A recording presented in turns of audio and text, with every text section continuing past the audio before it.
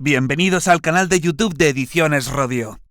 Aquí encontrarás vídeos especializados en cada tema. Si te gusta nuestro contenido, no olvides suscribirte, darle a me gusta y comentar tu experiencia. Gracias por elegirnos en tu camino hacia el éxito. Recuerda que todos nuestros temarios también están disponibles en formato digital y papel. Para cualquier duda puedes escribirnos a info@edicionesradio.com. Cuerpo de Maestros. Inglés. Volumen 2. Main ideas. Introduction. This topic aims to explain how drama and animation contribute to creativity in teaching English as a foreign language, what kind of situations should be dramatized in class, and what techniques are the most appropriate to acquire knowledge. We can affirm that the drama is a very valuable resource that should be introduced in the English class, since it constitutes a source of fun, as well as an adequate way to develop communicative competence. Through drama and animation, we can develop all linguistic skills in an integrated way: listening, speaking, reading, and writing. The development of the four skills is closely related to the concept of communicative competence, which is present in the Organic Law 3/2020 (BO) of the 29th of December 2020, henceforth LOMLOE, amending the Organic Law of Education 2/2006. Its preamble underlines the importance of development of communicative competence. In addition, in the Crown Decree 157/2022, Annex 2, language skills are reflected in specific competences. These specific competences refer to the performance that students must be able to display in activities or in situations whose execution requires the basic knowledge of the area, including linguistic skills. We can highlight 6 specific competences, all of them directly related to the communicative competence and connected to their respective descriptors of exit profile. They are the following. 1. To understand the general meaning and specific and predictable information of short and simple texts. 2. To produce simple texts in an understandable and structured way through the use of strategies. 3. To interact with other people using everyday expressions and resorting to various strategies. 4. To mediate in predictable situations, using strategies and knowledge to process and transmit basic and simple information in order to facilitate communication. 5. To recognize and use personal linguistic repertoires between different languages. 6. To appreciate and respect linguistic, cultural, and artistic diversity. Indeed, Article 9 of the aforementioned Crown Decree establishes competence in linguistic communication, multilingual competence, personal, social, and learning to learn competence, and competence in cultural awareness and expression, closely related to this topic. 1. Techniques for animation and creativity as a resource for learning foreign languages. Above all, it's important to remember that ESL students' language development is encouraged by communication. The adoption of a communicative approach in foreign language teaching has fostered enormously the methodological proposals centered on the student. Technique 1: Communication. Use non-verbal and verbal communication strategies when communicating with students. It is important to follow some guidelines if you want your students to be encouraged to participate in communicative activities. They must understand the tasks without difficulty, and the atmosphere in class must be a good one. Only like this, students will feel secure to participate.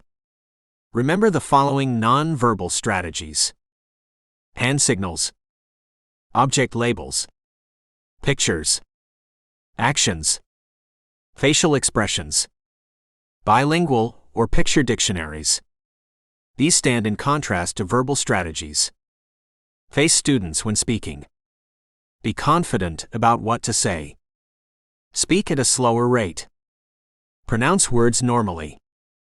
Pause between sentences or phrases. Use shorter, simpler sentences and questions. Establish patterns in questions. Use appropriate tone of voice. Use high frequency and consistent words. Paraphrase often. Avoid slang and idiomatic phrases, asides. Avoid unclear pronouns. Technique 2. Interest in content. Students must feel that the teacher is really interested in what they try to communicate. This idea also includes the fact that a teacher must not always correct every statement the student utters. It is often more important to get the general idea, and in posterior exercises, the mistakes can be corrected. In this way, the flow of communication is not interrupted continuously, and the students feel that their communication has been successful. That is why the teacher should support students' efforts to communicate. Be a good listener. Be patient. Encourage students to continue. Focus on meaning, not on grammar. Provide difficult words when students struggle. Allow the students to decide when to speak aloud. Build on or scaffold what students say. Restate what students say. Ask for clarification or elaboration. Provide peer interaction through cooperative learning. Give students time to rehearse what they want to say. Let students speak their language with each other if necessary. Let students switch between languages if they do not know words in English. Praise when ESL students communicate in English. Technique 3. Treatment of mistakes. It is important for teachers to get students actively engaged in the learning process and take charge of their learning by giving them the opportunities to find and correct mistakes themselves. Teaching and learning usually becomes fun when students are actively involved in the lesson. Their active engagement, however, does not come automatically. A teacher needs to help students learn better by creating good opportunities for them to reflect on what they have learned and now take a look at it from a different angle. One effective way is to prepare an activity where students take over the role of correcting mistakes, while the teacher becomes the mistake maker. Although this technique has several benefits, it should only be used in stages 5 and 6. The level of excitement or animation is even increased when the class is divided into 2 teams to compete with each other in finding and correcting the mistakes. Another advantage is that they have the opportunity to identify the possible mistakes themselves instead of the teacher telling them what the mistakes are. This technique can also help the teacher check the student's understanding of an oral expression task or comprehension of a reading task. It can be used to reinforce and improve their production skills, such as writing and pronunciation. The following steps could be followed. 1. Choose a mistake category. This category should be related to the lesson plan you are teaching at that moment. For example, in the last grade, the past tense of irregular and regular verbs. 2. Prepare the mistakes, regular and irregular verbs in the simple past tense. The wrong verbs to be found and corrected by the students can be prepared in the form of a verb list, in short sentences, in long sentences, or in a narrative. For example, I go to bed at 10 o'clock last night, or my mother called me this morning. 3. Warm up, a verb list can be used. Tell students they are going to have an activity to review the simple past tense. Divide the class into 2 teams, and tell them they are going to compete in the activity. Make 2 columns on the whiteboard, and ask students to fill the left column with verbs in the present tense. Tell them they have to find the past tense forms for all the verbs. They have to raise their hands quickly to get the permission to give an answer. For each correct answer, the team will score 10 points. Begin the activity and add up the scores for each team when all the verbs have been changed to the simple past tense. 4. Listening. Tell students that they have to listen to short sentences and then long sentences to find the mistakes in the verbs and correct them by putting them in the simple past tense.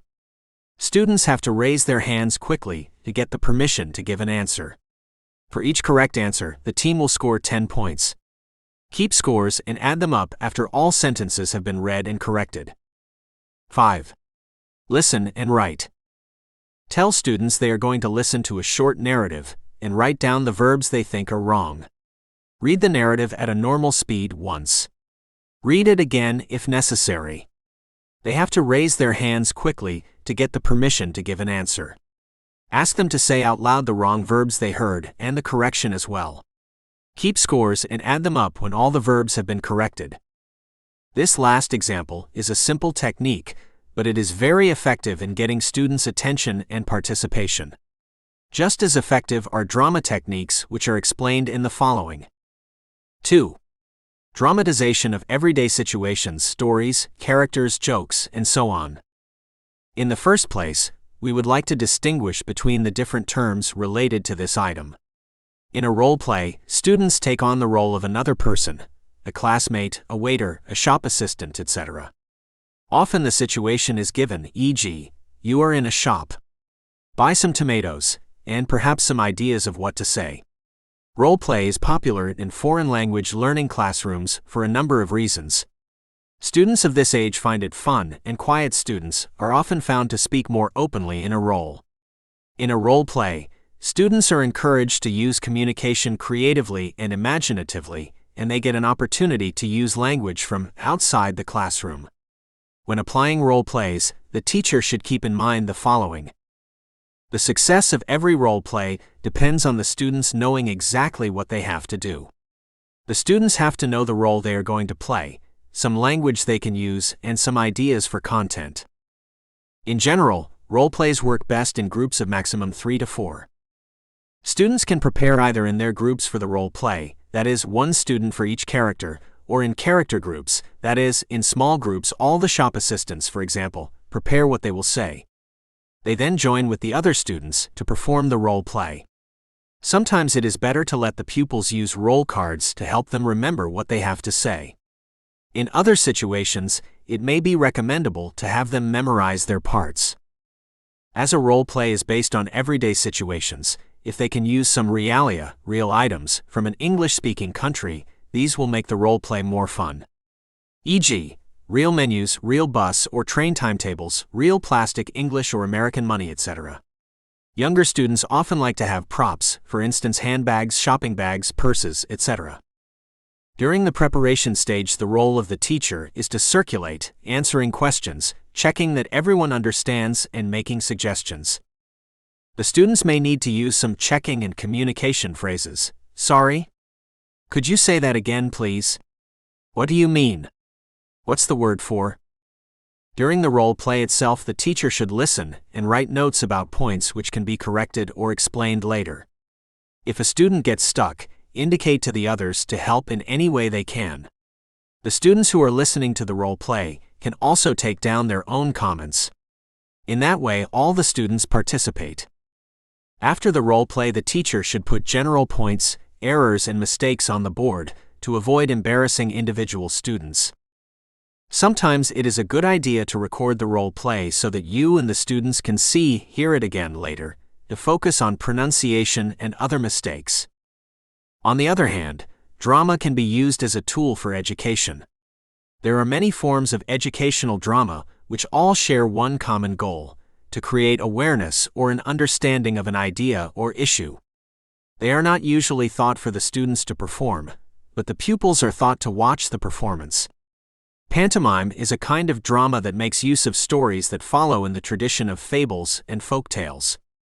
Drama in education is based more upon workshops and the group creating their own scenarios and ideas. Sometimes this kind of work may lead to the creation of a play, or a performance of a play read and studied in class. A workshop is a situation where a group is allowed to explore and think about an issue, a book, a thought, a play, anything. Within drama terms, it is an active situation with a lot of learning and experiencing. Drama workshops have many different styles and approaches. Much like any group activity, this style and approach is determined by the group's willingness to participate. Drama in foreign language learning is used in the form of mime, improvisation, role play, and simulation. The basic reason for the use of these tools is the need to vary the learning pace, arouse the learner's interest, and diminish the student's anxiety. Before students can act out a play or drama, they have to know the script. The script includes the action and dialogues contained in the play. The teacher will have to tell the story of the play on the board using character and background flashcards, if possible. Explaining a script in this way is like telling a story on a felt board. The character and background flashcards are moved around on the board to show the action or the line of a dialogue. An alternative to explaining the script is to cut out the character and background flashcards and attach them to sticks. The teacher then tells the story like a puppet show, what is useful especially for younger students. Another kind of role play is simulation. In a simulation, the learners role play in a situation they are presented with. It is not a real one, and may either be presented visually or described in words. They are required to make decisions, say things, explore, and perform. These simulations can take place in class among pupils or with the help of computer programs, e.g., http://www.bconics.net/kidworld/java/lemonade/lemonade.htm. In general, we can say that role plays are the most adequate teaching tool for the teaching of English. When they are applied, the pupils usually have role cards to be guided through the role play. Depending on the explicitness of these role cards, we can distinguish between guided or directed role plays and role plays for the free production stage. The information given in the first group could be something like the following. S1. Greet. S2. Greet and ask about health. S1. Answer and suggest what to do the following day. S2. Reject suggestion and give a reason. S1. Insist. S2. Agree. S1. Say where and when to meet. S2. Agree and say goodbye. S1. Say goodbye. The following is an example for role cards for the free production stage, which can only be used in 5 and 6. The father. You want to buy a car and perhaps some new garden tools because you like gardening. You can't stand traveling. Renovated too. The mother. Here's the chance to travel round the world with the whole family. And perhaps to buy some new clothes too. You are not against gardening. The old family car is in perfect condition. Why waste money on a new one? The 14-year-old daughter. Clothes, clothes, clothes. And if you had an addition to the house, you could have your own room at last. The 17-year-old son. You've been wanting a drum equipment for years. You also like traveling and would like to get your hands on the old family car too. Unfortunately, you hate gardening. Your father always makes you help him. The neighbor. You like borrowing your neighbor's garden tools, but you hate noise. The 19-year-old daughter. If you built an addition to the house, you could have a separate part of it for yourself, and perhaps for your boyfriend too. The father's brother. Clearly, they should buy a new printer for their computer, then you too could print your things on it. They surely must not build anything. They will have no money left for the printer. The 13-year-old son. You've never flown in your life. You very much want to try it. You like big cities where there are a lot of interesting things to do. http://www.englishlearner.com/teachers/speaking.html. Where shall we go on holiday? The stages to follow for this kind of role play could be the following. Preparation. 1 role card for each student. Tell the students to form groups of 5 to 7. Give each student a role card and explain that they are a family planning a holiday. Ask them to study their cards for a minute or two and prepare themselves for the argument. Ask the family members to introduce themselves without revealing their tasks. Ask the father to open the family discussion. The activity ends when they have come to a conclusion where to go. You can ask the students to read out their cards at the end and compare how much of their goals they were able to reach. Notes. You might want to revise phrases and structures used in arguments before. The argument is livelier if there are more, at least 6 students in a group. If you cannot form groups of 7, which would be ideal, leave out roles. http://www.englishlearner.com/teachers/speaking.html. As far as the performance of characters is concerned, we can mainly use role plays or mimes like Who Am I? In this activity, the teacher can get the whole class involved. To carry the role play out, the teacher prepares small index cards and writes the names of famous people on them. There are 2 variations to be used. 1. One pupil stands in front of the class and mimes the famous person. The students can even use props, mustache, walking stick, etc. The rest of the class has to guess who the pupil is. 2. The roll or index cards are taped to the students' backs, and they then walk around the class asking yes, no questions to guess who they are. For example, am I a man? Am I a singer? Am I a real person? Am I Canadian? Am I alive? Was I an actor? It is important to use names of people that all of the students will know. According to the choice of the names, cultural aspects are introduced along with this role play. Another way of representing characters is giving the pupils new identities. They receive an ID card with a new identity. For example, Brian Jacobs. Birthday, May 11th. Place of birth, Alberta. Age, 11. Family, one younger sister. Favorite color, red and black. Favorite sport, basketball. Hobby, Nintendo. You are an excellent chess player. At the same time, they will have to complete a questionnaire like this one. Find a girl who was born in September.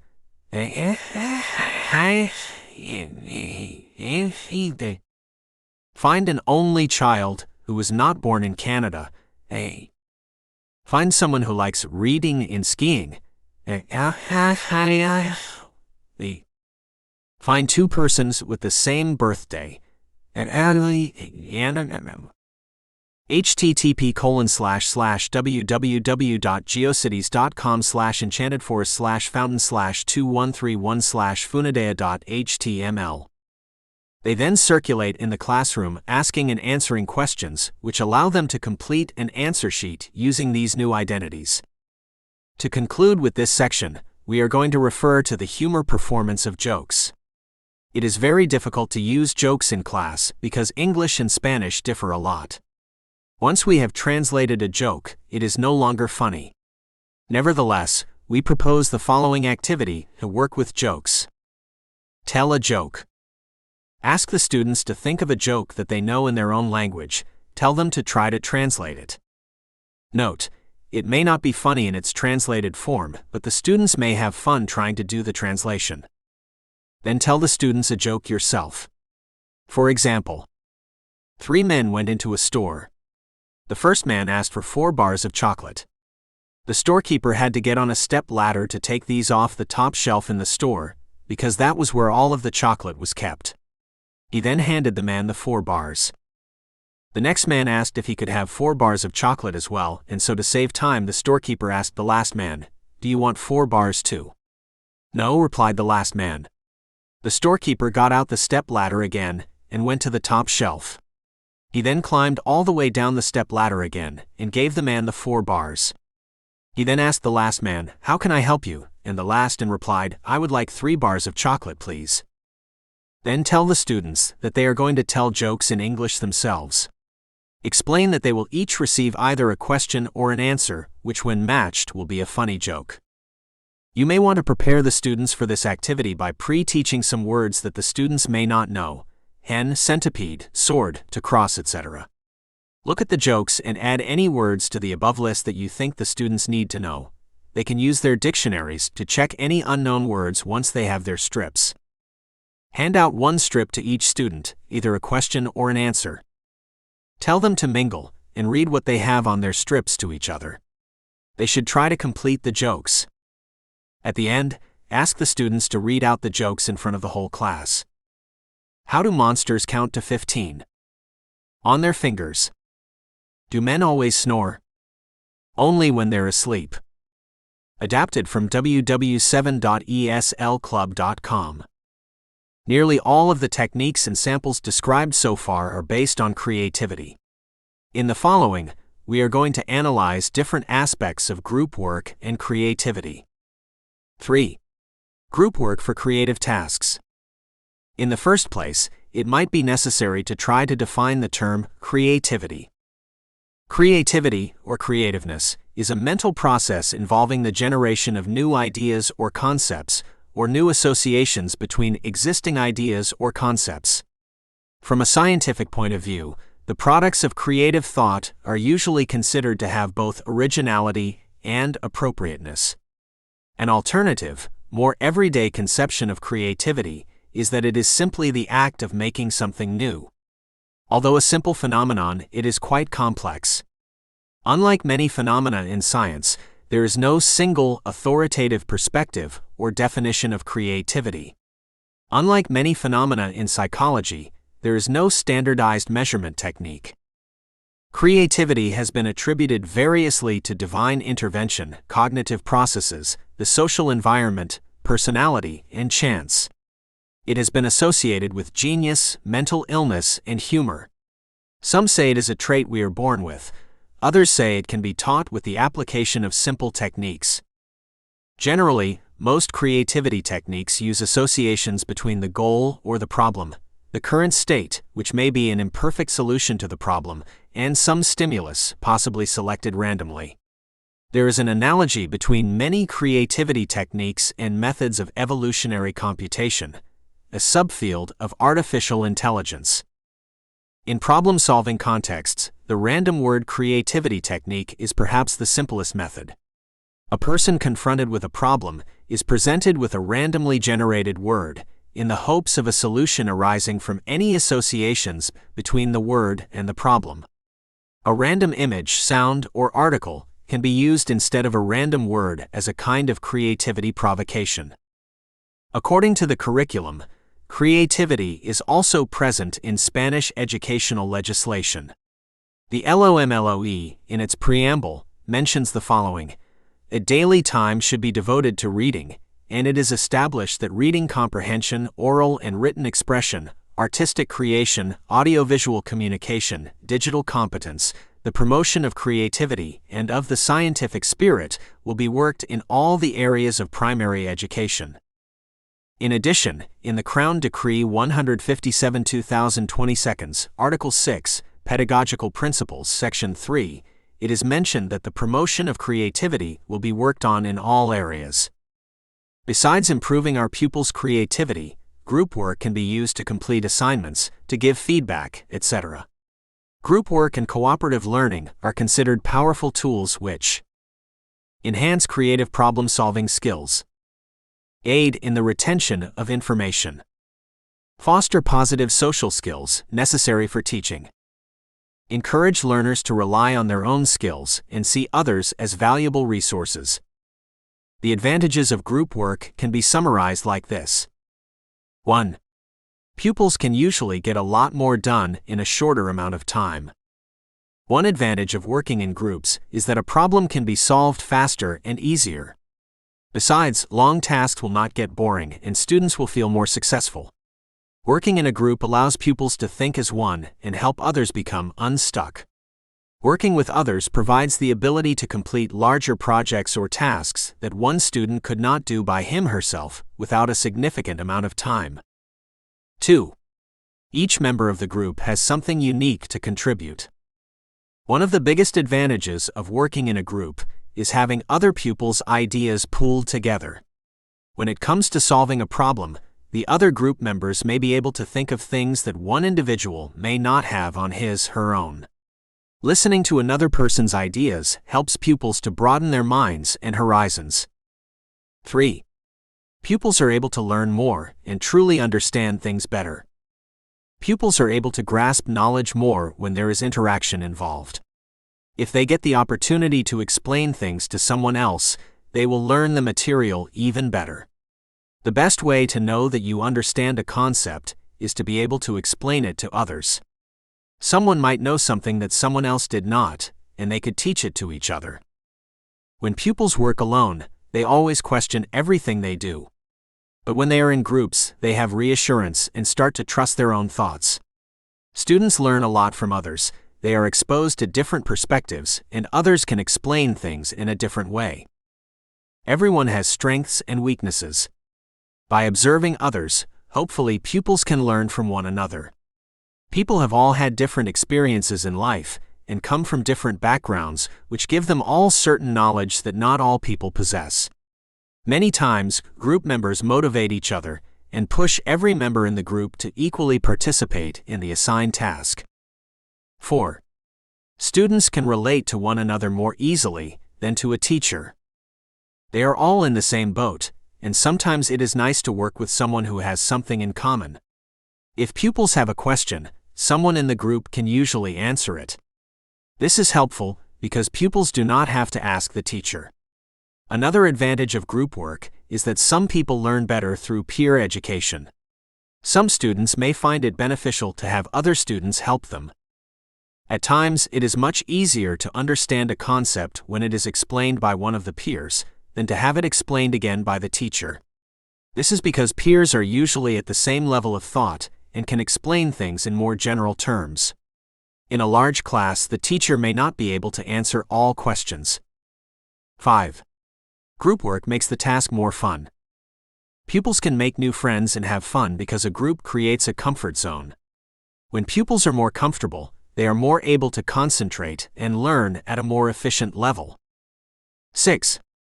Teamwork is used in real-life situations too. Pupils can learn to express their ideas and concerns and accept others' ideas and concerns. Group work also forces pupils to communicate, and that can help them build their skills if they are not good communicators. Group work teaches social skills which include cooperation, teamwork, and communication skills.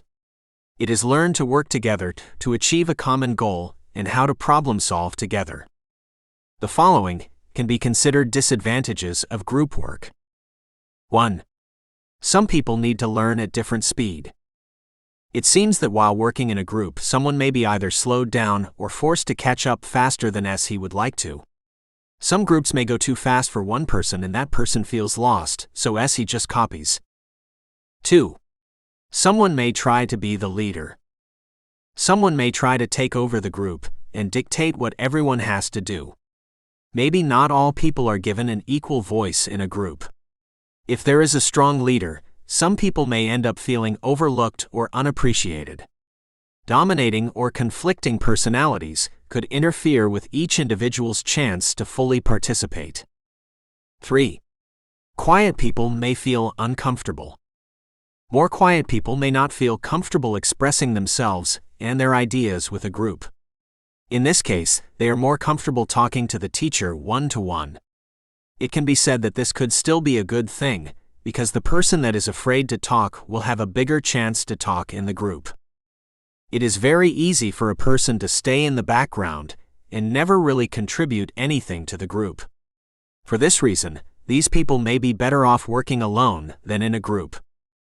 4. Not everybody cooperates.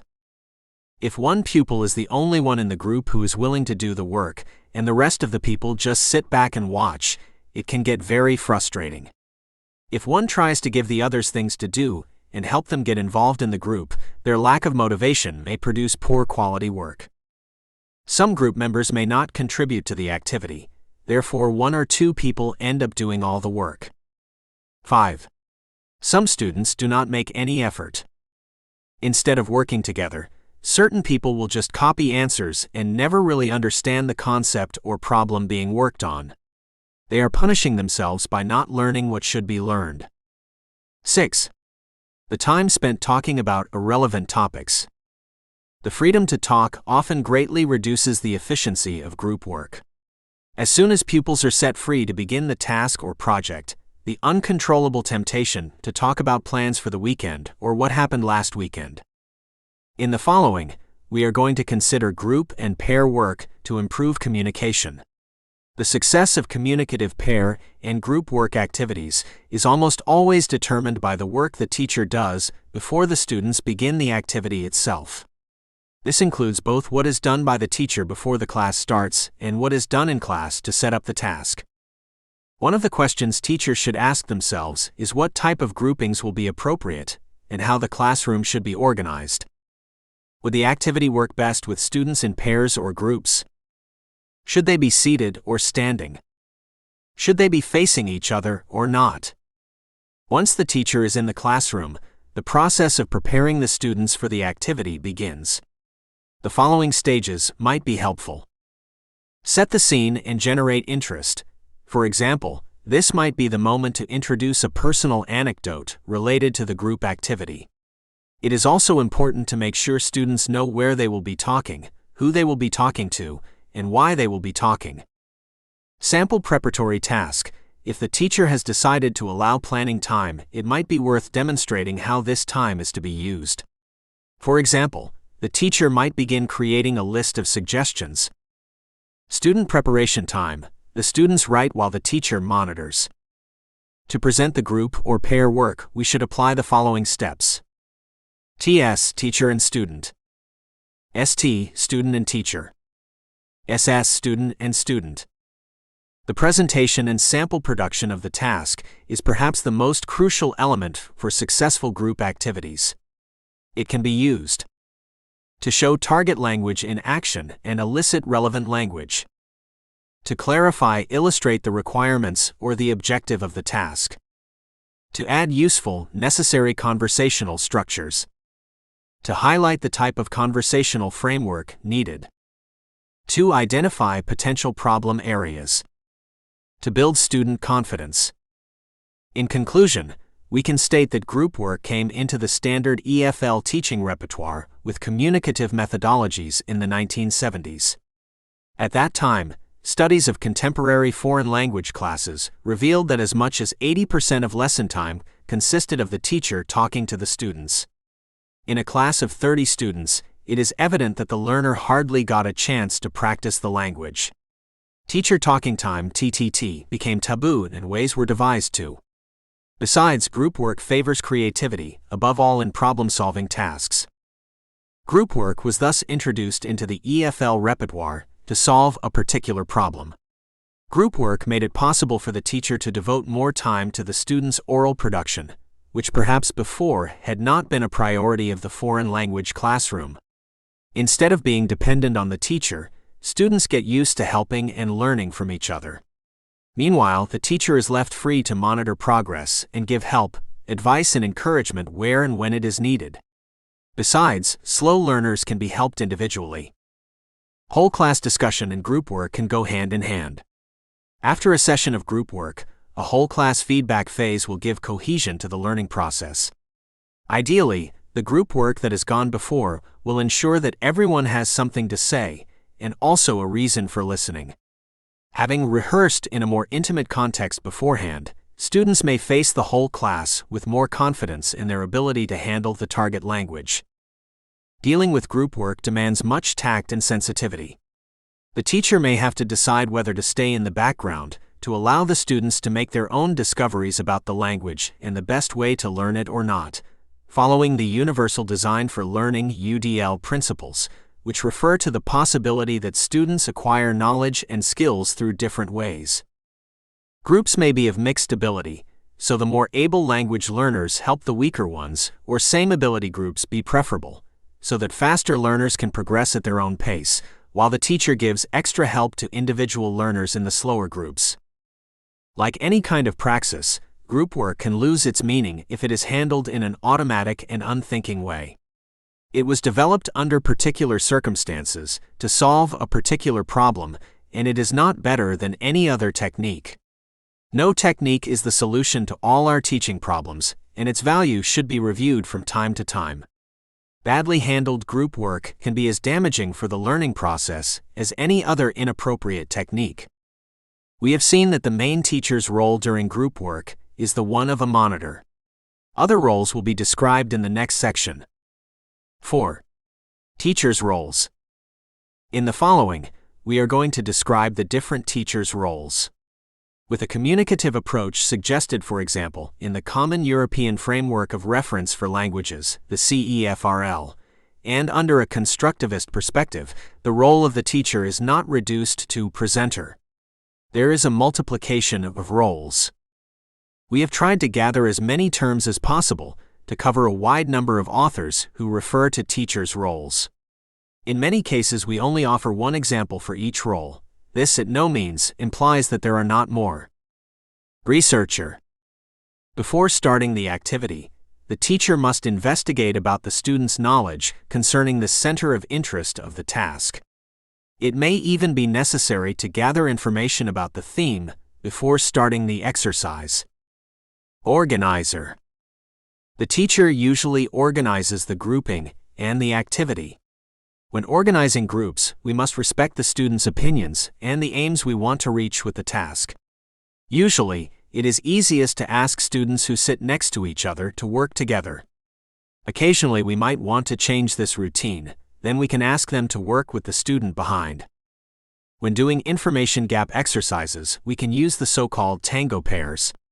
In this setup, students sit next to each other away from the table, the first student sitting facing one way, the second student facing in the opposite direction. The students talk over their shoulder to each other, using different sets of information they have in their hands, or working from information we have pinned on opposite walls. This information could take the form of pictures, tables, or graphs which one child asks questions about and the other answers, for example, in a guessing game using pictures. Alternatively, there could be different sets of pictures which the students have to match or classify by sharing information. The criteria we choose to select may aim to mix or match the ability level in a pair. A bright student may be chosen to help a slow learner. Informer. The teacher should provide the students with all the structures and vocabulary they need to carry out the exercise. This vocabulary should be explained within a context, and the students should have time to memorize it before doing the activity. Monitor. The word monitor derives from the Latin word for warner or warning. Depending on the context, the teacher as a monitor may want to watch a teaching-learning situation in order to see how it changes over time, or he may want to listen to or watch the students' communications, such as pair work or role plays.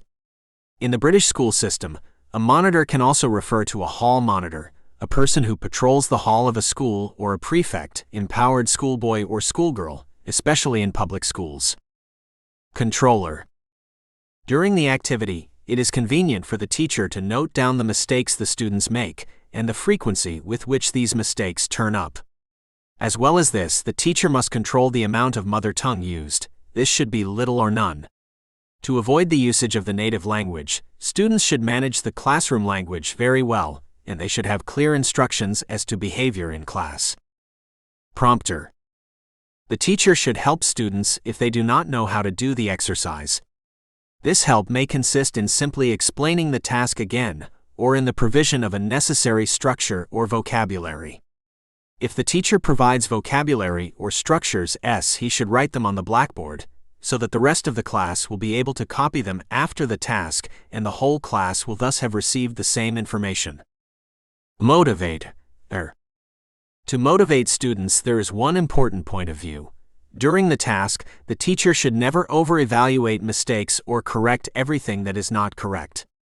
These mistakes can be corrected later, so that the students are not aware of the fact that their result was not 100% correct. Students will lose motivation if they are corrected continuously, and the most important aim for any oral task is communication, which will get lost by constant teacher's interruption. The important point of view is that the language produced is comprehensible. Guide. The teacher is the one who takes the students along the activity. He must control if the task goes on well.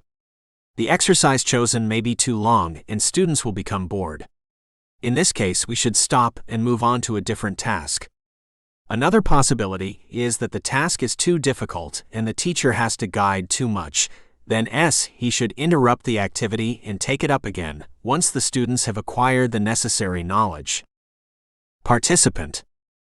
The teacher herself may want to participate in the activity, for example, by taking over a role in a role play.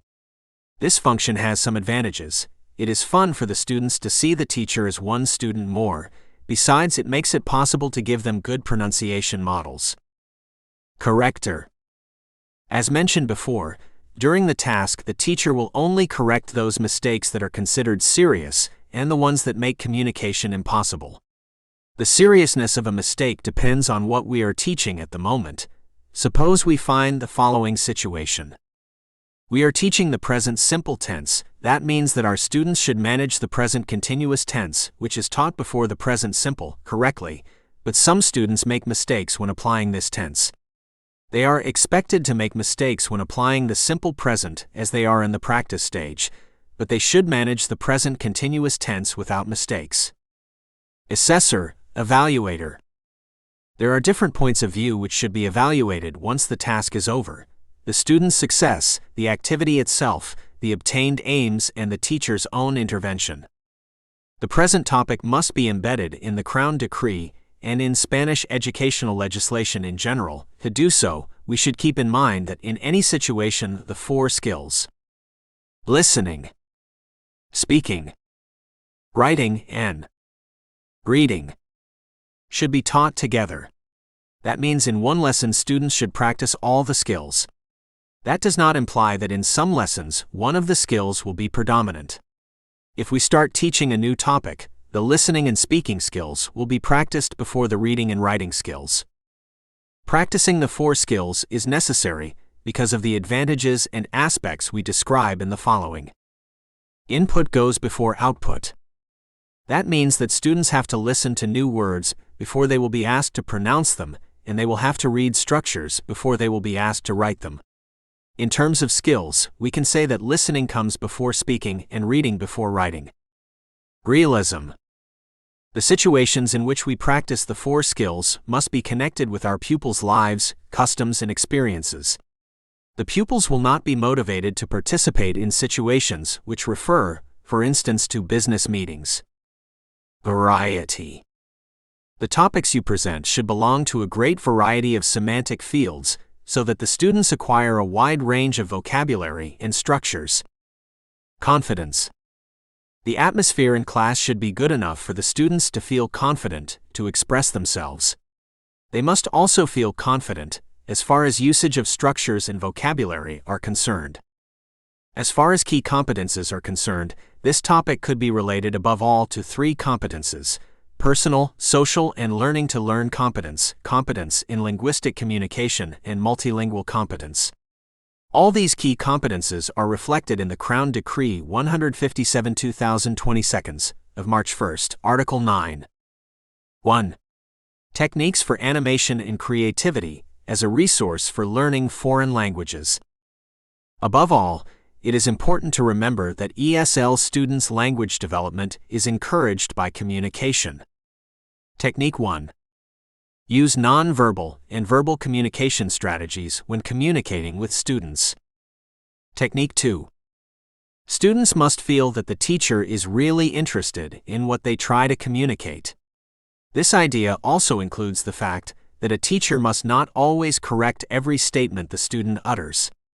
It is often more important to get the general idea, and in posterior exercises, the mistakes can be corrected. In this way, the flow of communication is not interrupted continuously, and the students feel that their communication has been successful. That is why the teacher should, for example, hollow right pointing triangle support ESL students' efforts to communicate.